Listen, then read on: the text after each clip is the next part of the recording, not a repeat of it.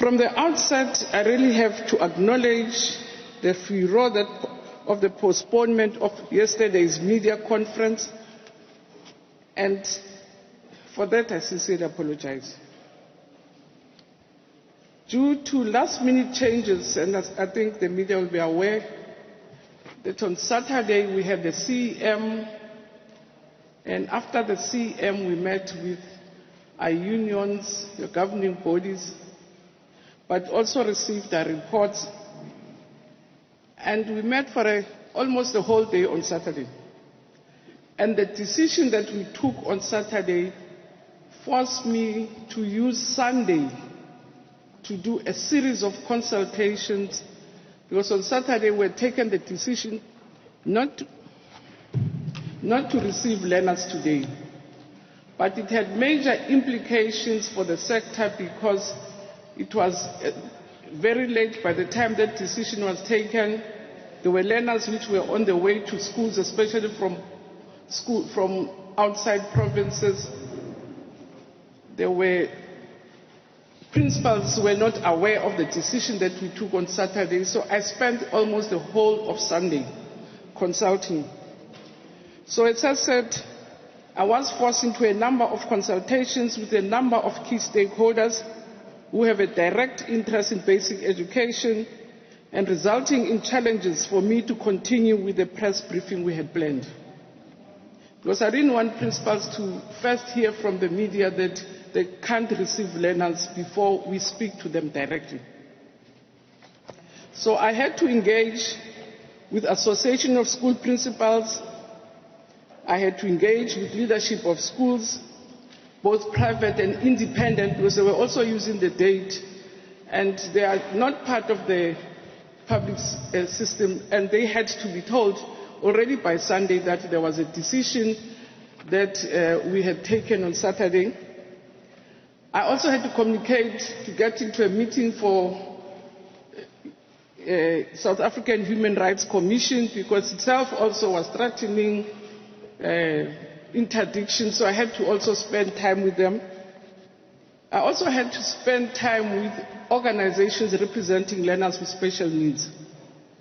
And I really want to repeat that I really wish to apologize wholeheartedly for the inconvenience that was caused yesterday. But it was beyond my control, because I had to make sure that all key stakeholders are informed in time so that they can mitigate all the challenges which have been brought by the decision that we took very late on Saturday. So if you recall, on the 19th of May 2020, I did announce a phased opening of schools as from the 1st of June. Following that announcement, our department convened a number of meetings on a weekly basis, and sometimes more than twice a week. I had to engage with heads of provincial education departments to prepare the system for the new environment. I had to engage with teacher unions about the new environment we have to operate under, with your national school governing bodies, with your principals associations, with the different NGOs working in the sector, but also organizations working with learners with special needs.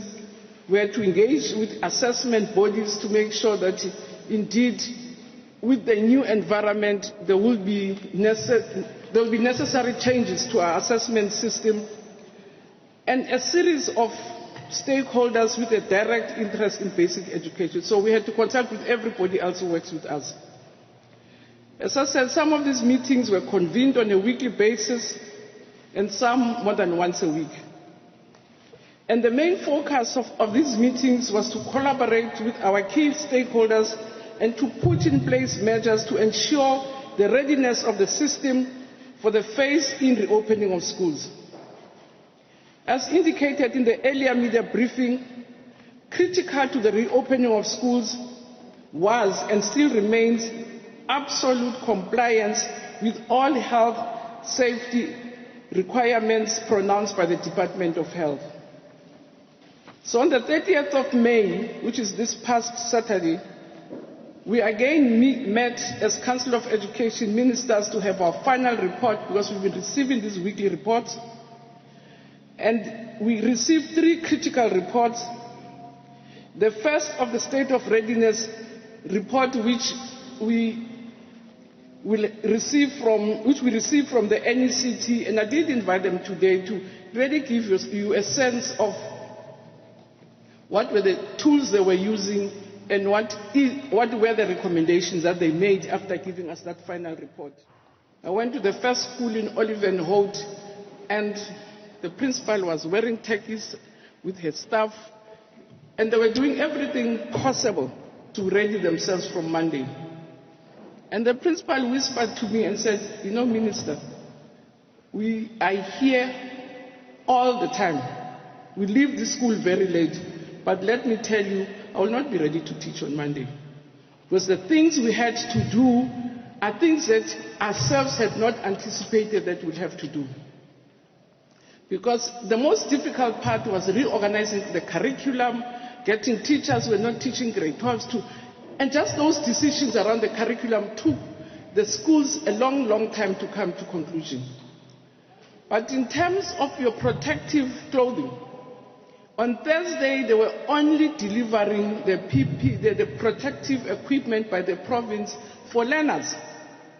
So which means learners will not have been informed already by Friday. So it's a fact. So I think it answers other questions that I anticipate you will ask. That it's a fact that I can confirm that by the time I went to certain schools, there were schools that were not ready. From Olivenhout Bosch, I went to Midrand Secondary.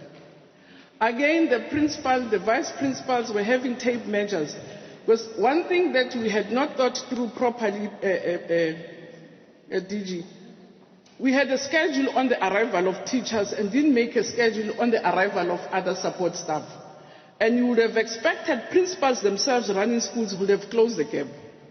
So when I went to Ivory Park, it was the principal and the vice principal who was busy doing measuring of distances, whereas they had spent the whole week dealing with curriculum issues. Whereas if we had really planned properly, the support staff was supposed to have arrived with the principal and do all the other administrative work. Even the principal of Ivory Park said to me, "Minister, by Monday I'll receive kids, which means I'm going to be inducting learners and teachers at the same time. We are sure we'll be finished by Sunday, but we have not met all the requirements and the steps that you had put for us." I proceeded to go to Kempton Park, and they were beyond what we had asked. They had inducted parents, not only teachers, they had inducted parents, they had orientated their learners, they were ready to move. Everything was in place. But even there, the principal said to me, when my teachers came here, the anxiety in their faces tells me that on Monday we will not be able to teach these learners. We have to really calm them down, because it took me time to settle teachers. So I'm just giving an example of our experience to say there were schools which were very ready. There were schools that were not ready.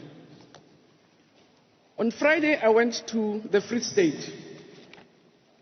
They were beyond ready. One school which I went to, I found them already inducting and orientating their learners. Because they themselves also are saying when the teachers arrived, they were very anxious, and they felt that if they were to teach on Monday, they must induct their learners. They had called parents, showed them all the health protocols to reassure them about the safety. Because as you remember, we all said everybody is anxious, and it's very important for us to keep on reassuring each other. So as a result of those reports, as I say, we took a decision to say, let's use this week to mop up. But it's a decision we took very late on Saturday when we had our final report. And there were different views to say, why don't we let the schools that are ready to proceed, because it will kill the momentum if we say they must not proceed, and focus on the schools that were not ready, because some will be ready at different times. I'm giving an example of Ivory Park. The principal said, at least by Tuesday, I'll be ready to teach. The principal of Olive and Holt said, I'll be ready by Wednesday. So which means we're all unready. But the decision was that there were other key factors around safety for the coronavirus which have not been satisfied, like water. Therefore, it will be risky to have a blanket opening of schools. And it took us long on Saturday to arrive at that. So on Sunday, I had to spend the whole day speaking to private schools because they also needed reassurance. We had to agree. I had to speak to. So it was a series of people that we had to consult with. And I'm still explaining why I had to call the media off, because I just could not jump other steps, especially with people who were affected, because principals needed to know by yesterday, what do they do? Do they phone parents? Do they send messages to say parents must not bring children? And that's what took long. So I want to say again, I'm very, very sorry. But based on these reports, it became quite clear that the sector was at different levels of readiness. In the main, it was for this reason that CEM, your Council of Education Ministers, determined that the sector requires just more time to mop out the state of readiness for school reopening in order to comply with the health and safety standards of COVID-19. So the Saturday CM resolved that teachers whose schools have already received the personal protective equipment will be expected to report at work on the 1st of June. So we're expecting teachers to come today, and I'm glad the first school I went to, they have a full complement of teachers. They had 25 teachers in their books. They had 25 teachers. But even then, it was qualified that if they have received, because the report was saying as late as Saturday, there are schools which had not received their protective equipment from their provinces. And when they arrive, those teachers have to prioritize the preparation of their work to deal with the new normal brought about by the coronavirus. And that new normal meant different and new tasks for teachers, because even here the principal was telling me that she had 5 classes. We said 2 classes for matric. We have 5. Now you are at 8. So which means teachers were not teaching grade 12, now have to teach grade 12, and therefore you have to work out in terms of your staffing deployment, how do you deploy your teachers? And that was not an easy one, because I think as schools we have this tendency of saying your most experienced or most skills go to grade 12, the others. So we've had to reorganize ourselves.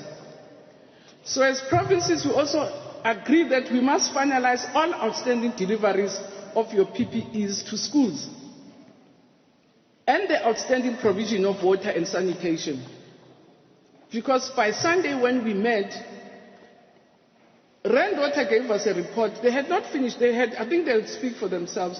There were schools that they had not delivered tankers to. They're only arriving today. And teachers and support staff should be inducted and orientated for the new environment brought by COVID-19. Because it's the very same teachers who have to be armed with all the necessary information, who in return have to support and induct learners. So some of them obviously will not have been inducted by Friday or Saturday. Therefore, we've agreed that schools which have not inducted people, they should do the induction.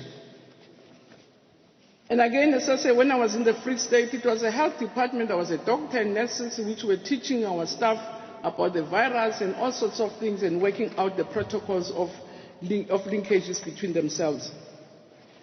And we also agreed that provinces should finalize the training of screeners. Because again, screeners were appointed, they had not arrived at schools, but other provinces had done it. I'm told the MEC tells me that she had trained all her screeners, she had trained all her school nutrition members, and also volunteers that had come to assist us. Because what is going to happen in the first weeks, especially in the primary schools, we have to help force our children to understand the new environment. There are going to be different assembly points. They are not going to be able to interact with their friends. They are going to have different breaks. They are going to leave the school at different times. So it's a new environment because they must not be crowded at the same place. So all those logistics have to be sorted out so that come next week, everybody knows where the assembly point is. You see, MC, when I went to the Free State, there were even color coding classes to say the yellow only assemble there, they don't go anywhere else. The green only assemble there. The yellow, so that even inside the school they are not able to interact, and the whole area has been color coded in terms of the directions. But we also had to deal with processes related to independent schools, right? So they had made their own submissions to say we're small. Some of them are small. So the reason for us to phase in is to allow us opportunity to start. It's not because we don't want all the learners here. It's to allow us to really create a COVID-19 compliant environment. And they say we have, come and inspect us, we have. So we had to deal with those. We also had to deal with schools of learners with special needs, because even those are different, they are therapeutic, they are a different space that we had to work through.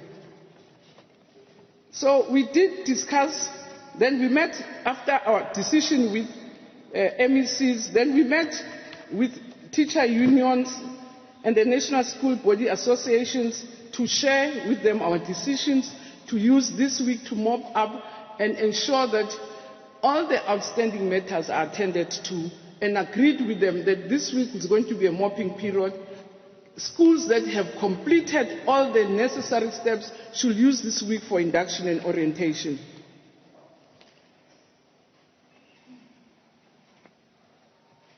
So let me not repeat that. So what is happening now is that provinces are now putting the shoulder to the wheel to ensure that all prerequisites not yet fulfilled will be delivered within the week 1 of June. And together with our partners, agreed to another meeting on Thursday to continue to monitor and evaluate all outstanding compliance imperatives. For instance, we also had situations where, because we announced late our decision on Sunday, parents had started driving their kids to schools. I mean, parents phoned me to say, I'm in the Eastern Cape, my child is in a boarding school, are you saying I must come back? So we had to deal with all the matters that really were a fallout because of the late decision.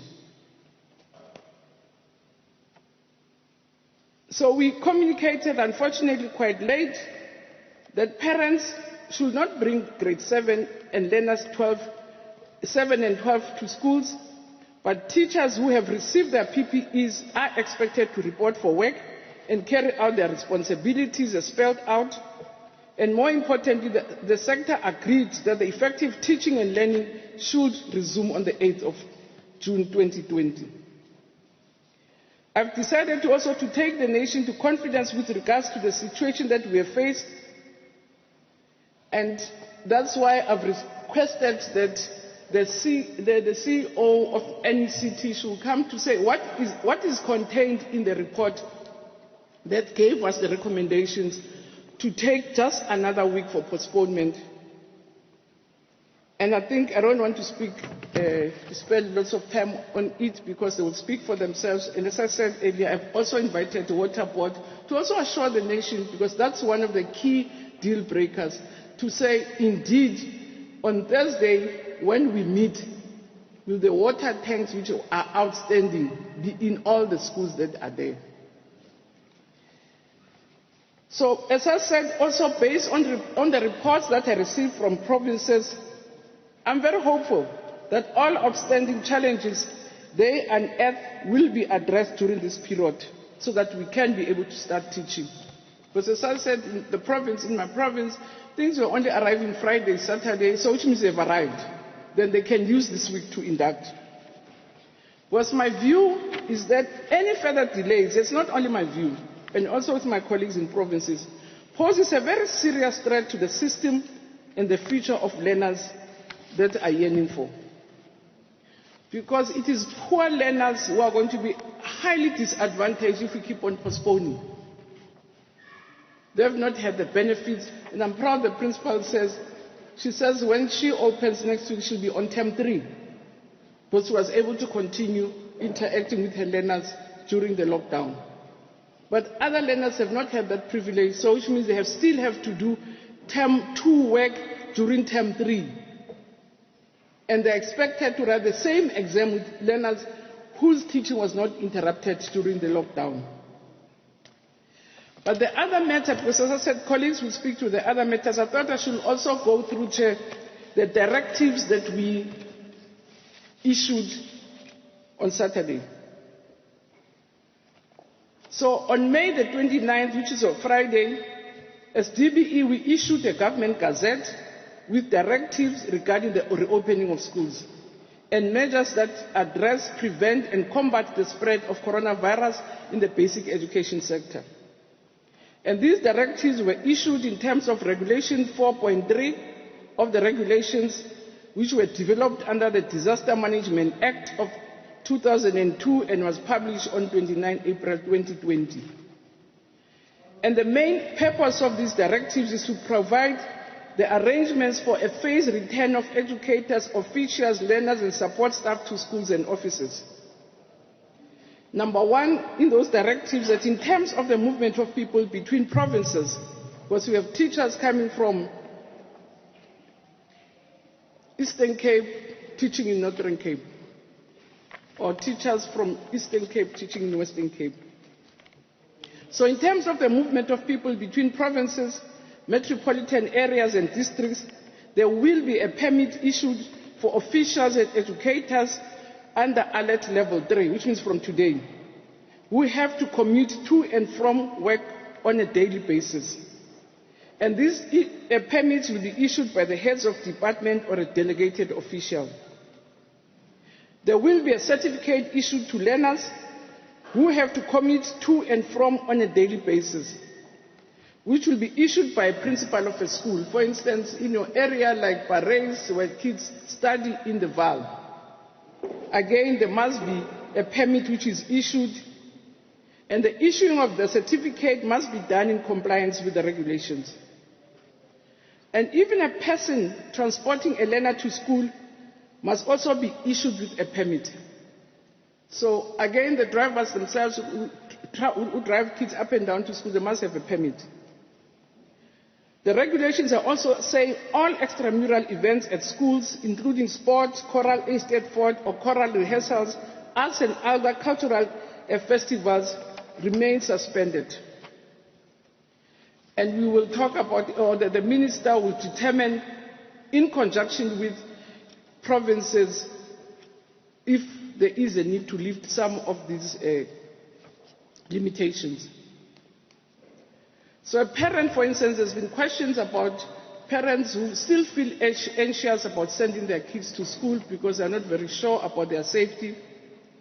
The directives are saying a parent who chooses not to send a learner to school must apply to the head of the Provincial Education Department, who in the terms of the South African School Act can exempt a learner entirely, partially or conditionally from compulsory attendance, and if such an exemption is in the best interest of the learner. And a parent who chooses not to send a learner to school is obliged to apply for home education.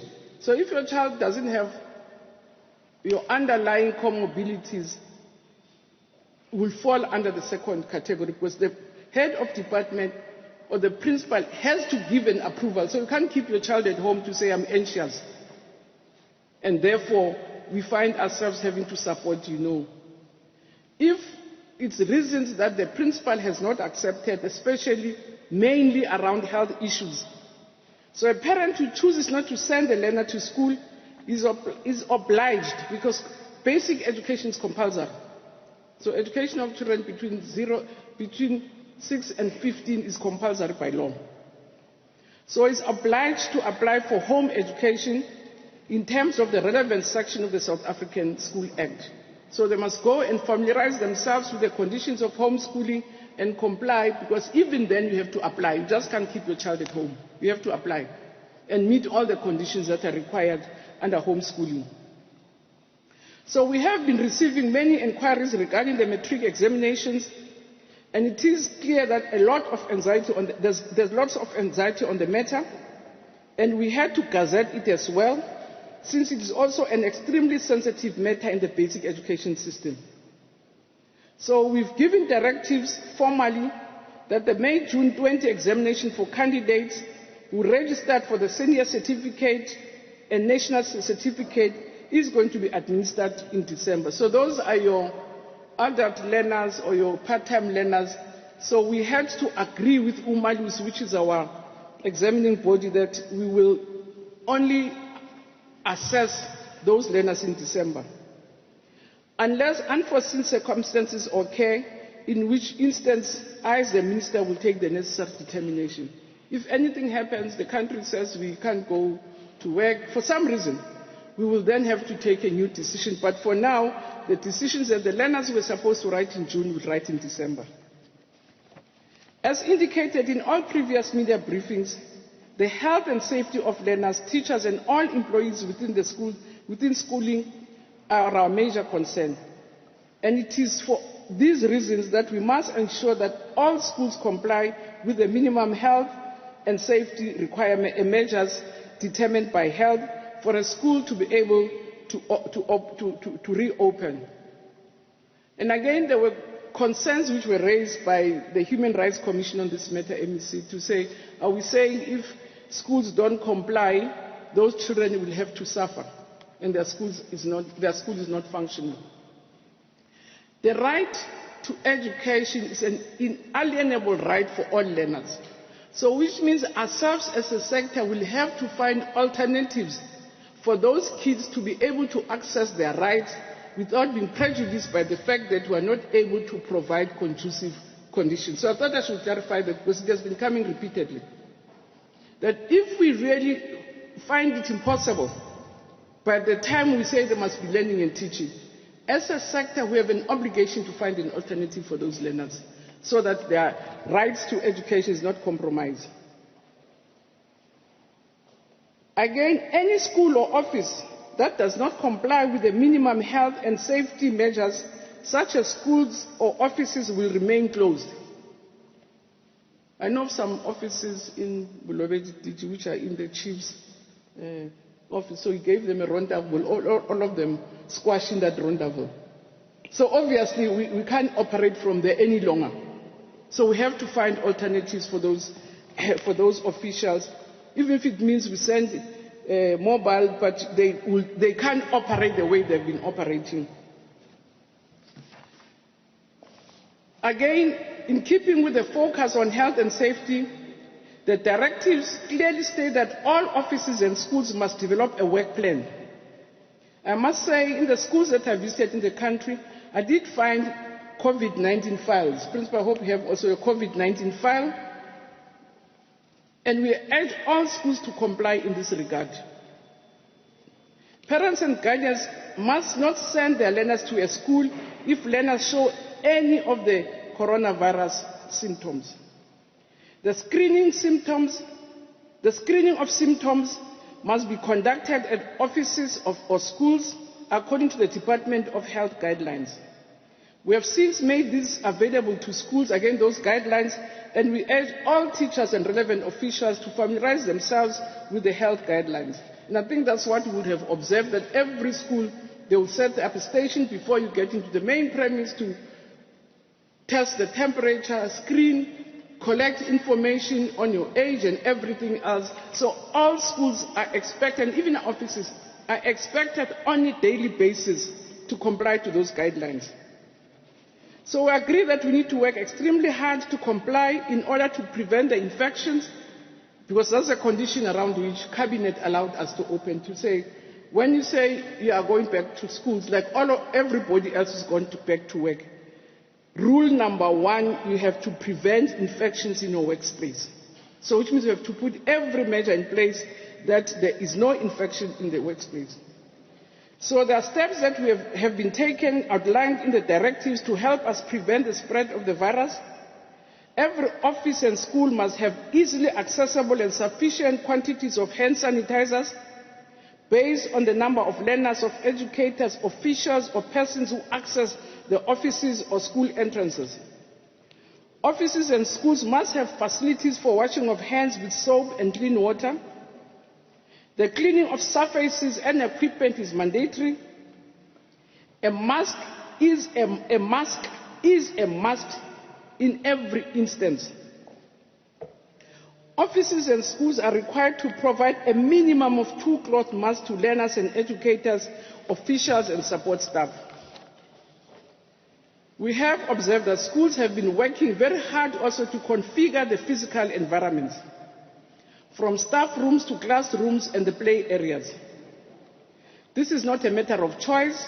All of us must ensure that we comply with the social distancing requirements in order to comply with the health and safety requirements. The major challenge for us as a sector has been around the management of the curriculum and teaching. Since, as of now, we have lost a whole term, because from March to June it's the second term, so we've lost a whole term. And we are likely to lose more days due to the virus. And as a sector, we had to be innovative in the manner we get school programs back on track. So in order to recover the teaching and learning time lost, the schooling system has to be re-engineered, resulting in the adjustment of timetables, and that's what most SMTs were engaged with, and the review of the curriculum in terms of the National Education Policy Act, which empowers me as the Minister to determine a national policy for a curriculum framework, course syllabuses and education programs.